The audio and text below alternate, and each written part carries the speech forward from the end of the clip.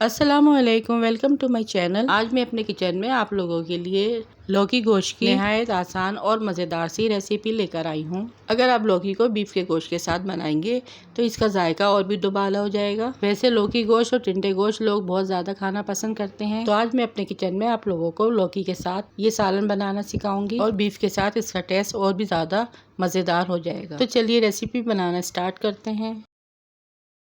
सबसे पहले यहाँ पे मैंने 1 कप ऑयल ऐड किया है।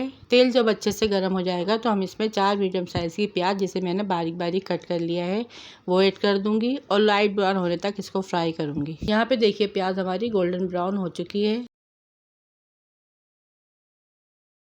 प्याज जब ब्राउन हो जाएगी तो मैं इसे प्लेट में निकाल लूँगी। फिर इसके बाद में कुछ साबुत गरम मसाले इसमें ऐड करूँगी।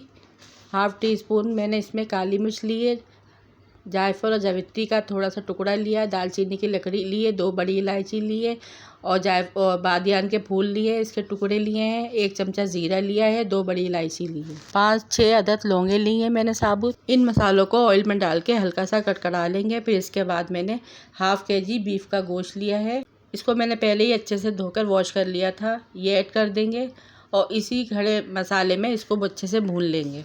यहाँ पे आप बीफ के गोश्त के अलावा चिकन और मटन का गोश्त भी इस्तेमाल कर सकते हैं। 2 चमचे अदरक लहसुन का पेस्ट शामिल करेंगे और इसको अच्छी तरह से भून लेंगे। फिर इसके बाद ये हमारे कुछ पिसे हुए मसाले हैं,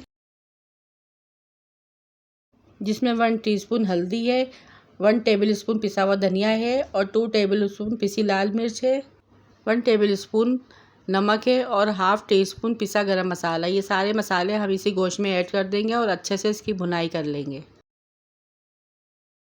भुनाई करने के बाद फिर यहाँ पे मैंने 4 मीडियम साइज़ के टमाटर थे, जिसे मैंने पेस्ट बना लिया था, वो ऐड करेंगे।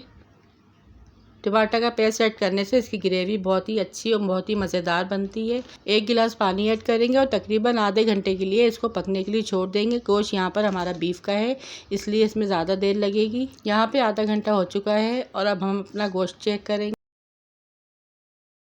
गोश्त यहाँ पे हमारा परफेक्ट गल चुका है। फिर इसके बाद इसकी अच्छे से भुनाई कर लेंगे। फिर जो प्याज को मैंने फ्राई किया था, इसका मैंने पेस्ट बना लिया है, वो ऐड करेंगे और गोश्त में इसको अच्छी तरह से मिक्स कर लेंगे।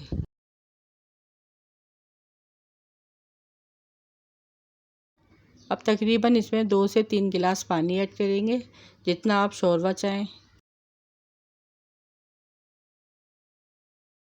यहाँ पे मैंने आधा किलो लौकी ली है, जिसे मैंने टुकड़ों में काट लिया है। इसमें मैंने 1 आलू भी कट कर लिया है। आलू जो है मुझे सालन में बहुत पसंद है, आप चाहें तो इसे स्किप भी कर सकते हैं, लेकिन दोनों चीज़ों का जायका गोश्त में बहुत ही मज़े का लगता है। यहाँ पे मैंने आलू और लौकी को ऐड करने के बाद अच्छे से मिक्स कर लिया है। अब मैं इसे हल्की आंच पर 20 से 25 मिनट के लिए गलने के लिए छोड़ दूँगी। अब देखिए यहाँ पे 20 मिनट हो चुके हैं, लौकी और आलू हमारे अच्छे से सॉफ्ट हो गए हैं और देखिए घी भी ऊपर आ चुका है। अब इसके अंदर हम थोड़ा सा हरा धनिया और थोड़ी सी हरी मिर्चें ऐड करेंगे।